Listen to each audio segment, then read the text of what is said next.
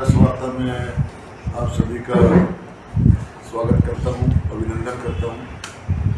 एक short notice में आप लोग हमारे बीच में उपस्थित हुए, आप सभी का मैं दिल से आभार व्यक्त करता हूं। काफ़ी लंबे समय से पीएससी भुट्टा का जो मुद्दा है,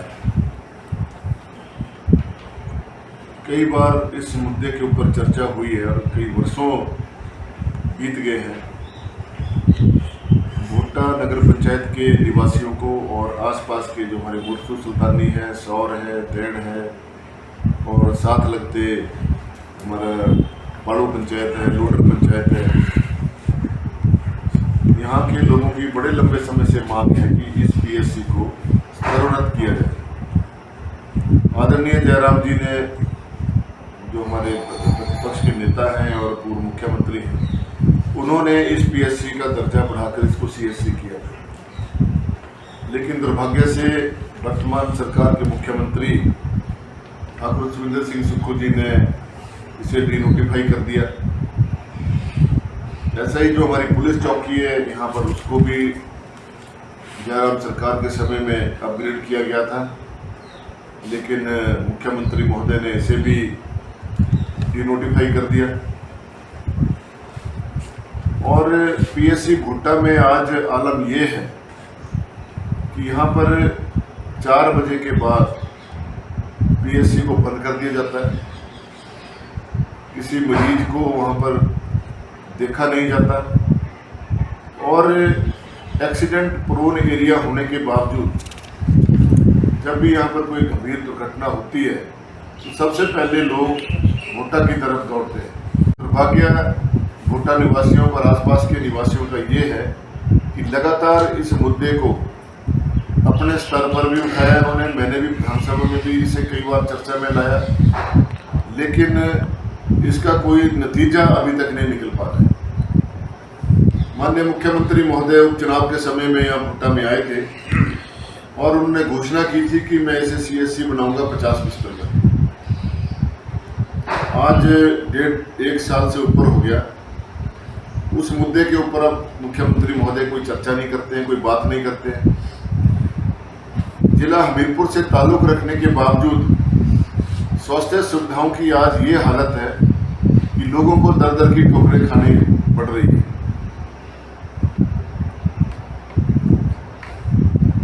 सभी निवासियों की तरफ से मेरा मुख्यमंत्री महोदय से निवेदन है, आग्रह है कि जल्द से जल्द इस पीएससी को अपग्रेड किया जाए। अगर वो अपग्रेड नहीं कर सकते तो यथावत स्थिति इसकी बनाई जाए, जैसे पहले से 24/7 ये पीएससी चलती थी वैसे ही इसे चलाया जाए। और मुझे ये कारण समझ नहीं आ रहा कि क्यों मुख्यमंत्री महोदय ने इसका जो 24/7 से इसे जो केवल 4 बजे तक इसको सीमित कर दिया। आप कहते हैं कि स्वास्थ्य के क्षेत्र में हम आधारभूत सुधार कर रहे हैं, लेकिन सुधार धरातल पर नजर आने चाहिए। आज मरीज परेशान है, तबीरदार परेशान है और यहाँ से यदि साथ लगते जो हमारा मेडिकल कॉलेज है वहाँ जाए तो वहाँ पर भी यही आलम है। वहाँ पर सीटी स्कैन समय पे नहीं होता, अल्ट्रासाउंड समय पे नहीं होता, एमआरआई समय पर नहीं होता, 3-3, 4-4 महीने की वेटिंग है। कई बार मशीनरी खराब होती है और फिर आंगन फानन में मरीज को जो है टांडा रेफर कर दिया जाता है। टांडा में भी आलम यही है, वहाँ से फिर उसे पीजीआई रेफर कर दिया जाता है। और इस अंतराल में उस मरीज के क्या हाल होते होंगे ये तो वही जानते हैं जिनके घर में कोई बीमार होता है। मुख्यमंत्री महोदय, बातें तो आप बहुत बड़ी बड़ी करते हैं, लेकिन काम आपका धरातल पर कहीं नजर नहीं आता है। जिला से ताल्लुक रखने के बावजूद भी अगर जनता को सुविधाएं स्वास्थ्य के लिए नहीं मिल पा रही हैं तो ये आपका सबसे बड़ा फेलियर है। और अभी हाल ही में यहाँ पर सुक्करखंड में एक एक्सीडेंट हुआ, नौजवान बच्चा 20-22 साल का बच्चा उसमें मृत्यु को ग्रास को चला गया। यदि उसे समय रहते स्वास्थ्य सुविधा मिल जाती तो शायद उसके प्राण बच जाते, लेकिन सुनने वाला कोई नहीं है। और भी ऐसी कोई 4-5 घटनाएं हुई हैं, किसी को महिला को प्रसव के समय में या कोई ऐसी गंभीर बीमारी के समय में, शाम के समय में कोई इमीडिएट रिलीफ देना हो तो उसके लिए कोई यहाँ समाधान नहीं है। कई बार लोग मुझसे बात करते हैं, शिकायत करते हैं कि स्वास्थ्य सुविधा भुट्टा में बहुत बुरी हालत है, इसके बारे में आप आवाज़ उठाएं। और कई बार मैंने इसकी आवाज़ भी उठाई, लेकिन बावजूद उसके मुख्यमंत्री महोदय और स्वास्थ्य मंत्री के ऊपर कोई भी असर नहीं हो रहा है। ये समझ में नहीं आ रहा है कि मुख्यमंत्री महोदय क्यों हमीरपुर की जनता से इतने बेरुखी से पेश आ रहे हैं। और आयुष्मान कार्ड आपका चल नहीं रहा, हिम केयर कार्ड आपका चल नहीं रहा। अगर सरकारी स्वास्थ्य संस्थानों में ये हाल है तो आप बताइए गरीब आदमी का इलाज कैसे होगा।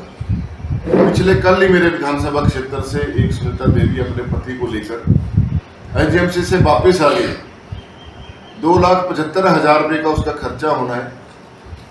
गंभीर रोग से उसका पति जूझ रहा है और डॉक्टर्स ने उन्हें ये कह के भेज दिया कि आपका ना तो आयुष्मान कार्ड चलेगा, ना आपका हिम केयर कार्ड चलेगा, क्योंकि सरकार के पास दवाइयाँ नहीं है देने के लिए, तो आप वापस चले जाइए या पैसों का प्रबंध करके आइए, फिर आपका ऑपरेशन होगा। ये हालात है स्वास्थ्य सुविधाओं के, जिसकी मुख्यमंत्री महोदय बहुत बड़ी बड़ी डींगे हाँकते हैं। आईजीएमसी से चमियाना को जो हॉस्पिटल सुपर स्पेशलिस्ट हॉस्पिटल जिसे कहा जा रहा है, वहां पर भी आलम यही है। एक तो वहां जाने में पहले एक दिन पहले मरीज जाएगा, शिमला में ठहरेगा, महंगे होटल में ठहरेगा, उसके बाद वो चमियाना जाएगा। चमियाना में जाके डॉक्टर जब पूछेंगे तो बोलेंगे डॉक्टर तो आईजीएमसी में है। जब आईजीएमसी में पहुंचेगा मरीज तो बोलेंगे वो चमियाना चला गया। तो जो मरीज हैं, ऐसे ही 3-4 केसेस जो है मेरे विधानसभा क्षेत्र के, मुझे स्वयं उसमें हस्तक्षेप करना पड़ा, तब भी जाके उन लोगों को सुनाई हुई। ये समझ नहीं आ रहा कि सरकार किस प्रकार से रूल कर रही है और कैसे स्वास्थ्य सुविधाओं का जो वो आम जनता को उन्होंने देना, उसका निस्तारण कैसे हो रहा है, ये समझ से परे। अब जो लोग धक्के खाते हैं उनसे पूछा जाए कि उनकी हालत क्या है, तो आज स्वास्थ्य सुविधा में बुरी तरह से सरकार नाकाम हुई है। जो पुलिस चौकी थी उसके बारे में भी सरकार की तरफ से जो से अपग्रेड किया जाना था उसे अपग्रेड नहीं कर रही है। बड़े लंबे समय से आम जनता की भी मांग है।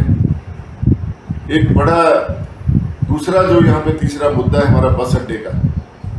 एक बस अड्डा यहाँ पे बनना है, कई वर्षों से इसके बारे में चर्चा परिचर्चा हो रही है। विधानसभा के अंदर भी मैंने इसमें प्रश्न लगाया, माननीय मुख्यमंत्री महोदय के समक्ष भी बात उठाई, परिवहन मंत्री के समक्ष भी बात उठाई, लेकिन फिर भी आज वो समस्या वैसी की वैसी बनी हुई है। सरकार के पास पैसा नहीं है, सरकार बोलती है हमारे पास पैसा नहीं है। तो ये सरकार चल कैसे रही है, वो समझ से परे है। यहाँ पर लॉ एंड ऑर्डर की इतनी बुरी हालत है, गंभीर रूप से घायल कोई व्यक्ति हो जाता है उसको पुलिस पूछती नहीं है। मेरे अपने विधानसभा क्षेत्र में 4-5 केस ऐसे हो गए हैं। अभी मैं पिछले कल ही देख रहा था, एक पटिया में कोडरा के अंदर डोमेस्टिक लड़ाई में इतनी बुरी तरीके से आदमी को मारा हुआ है, लेकिन पुलिस उसको उसके घर तक नहीं जा पा रही है।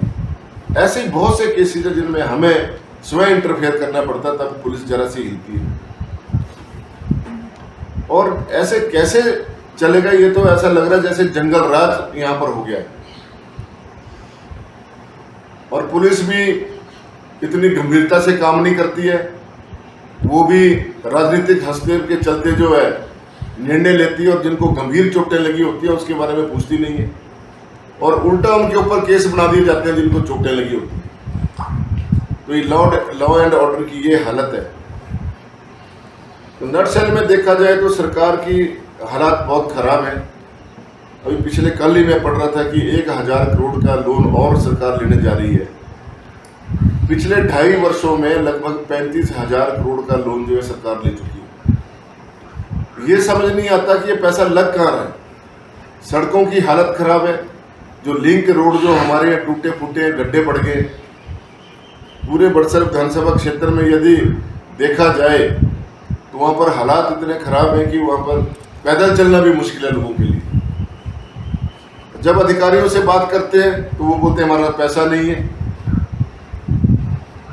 फंडिंग नहीं है, पीडब्ल्यूडी में पैसा नहीं है, जल शक्ति विभाग में पैसा नहीं है, जल शक्ति विभाग में पीने की पाइपें नहीं है। पिछले 1.5 वर्ष से जल शक्ति विभाग में ना तो आधी इंच की पाइप है, ना 1 इंच की पाइप है, ना 1.25 इंच की है, ना 1.5 इंच की है। कैसे काम चलेगा मुझे समझ से परे। पानी की व्यवस्था इतनी खराब है, गर्मियों के समय में 15-15 दिन तक लोगों को पानी नहीं मिला। अब बरसात आ गई है तो अब पंप मशीनरी में गाद घुस गई है, अब वैसे ही पानी नहीं मिल रहा है। और इसी प्रकार से बिजली विभाग के भी, बिजली विभाग में कभी खंभे नहीं है, कभी तारे नहीं है, कभी कंडक्टर नहीं है, कभी ट्रांसफार्मर नहीं है। तो लोगों के छोटे छोटे काम सीधे रूप से जुड़े हुए हैं। किसी का मीटर लगना है, किसी के खंभा लगा के उनको कनेक्शन देने हैं, तो सरकार के पास है ही कुछ नहीं है। जब भी अधिकारियों से बात कर रहे हैं बस 15 दिन में आ जाएगा सामान। और 2.5 साल हो गए हमें यही सुनते हैं, 15 दिन में आ रहा है, 15 दिन में आ रहा है। आ कहाँ रहा है कोई पता नहीं लग रहा। तो ये सरकार पूरी तरह से नाकाम हो गई है, फेल हो चुकी है। इससे बढ़िया तो ये होता कि मुख्यमंत्री महोदय रिजाइन करके चुपचाप घर में बैठ जाते, तो शायद जनता को किसी दूसरे से कोई अपेक्षा तो होती कि काम तो हो। जिला हमीरपुर में इतनी बुरी हालत है, उनके धनेटा में ही इतनी बुरी हालत है पीएचसी की कि वहाँ के लोगों को दूसरी जगह जाके उपचार करवाना पड़ता है। वहाँ पर एक डॉक्टर और एक फार्मासिस्ट के सहारे जो पीएचसी चल रही है। और ऐसे क्या था, बावजूद आज लेकर 8 साल में वहाँ पे ना तो डॉक्टर है, ना वहाँ पे फार्मासिस्ट है, ना वहाँ पीएम है। डेपुटेशन पे 1 हफ्ते के लिए भेजते हैं, फिर वो दूसरी हफ्ते को दूसरी जगह भेज देते हैं। तो ये हालत आयुर्वेदा विभाग की भी है। हर विभाग में हालात जो है दयनीय है। ये सरकार चारों तरफ से बुरी तरह से गिर गई है, आर्थिक रूप से कंगाल हो गई है। कर्मचारियों को पेंशन देने के लिए पैसा नहीं है, तनख्वाह देने के लिए हर महीने 1000 करोड़ रुपए का लोन उठाया जा रहा है। तो फिर विकास के काम कब होंगे? ये आज के समय में जो ये प्रमुख मुद्दे थे, ये आपके समक्ष रखे हैं। आप लोग हमारे बीच में आए, आपका बहुत बहुत धन्यवाद।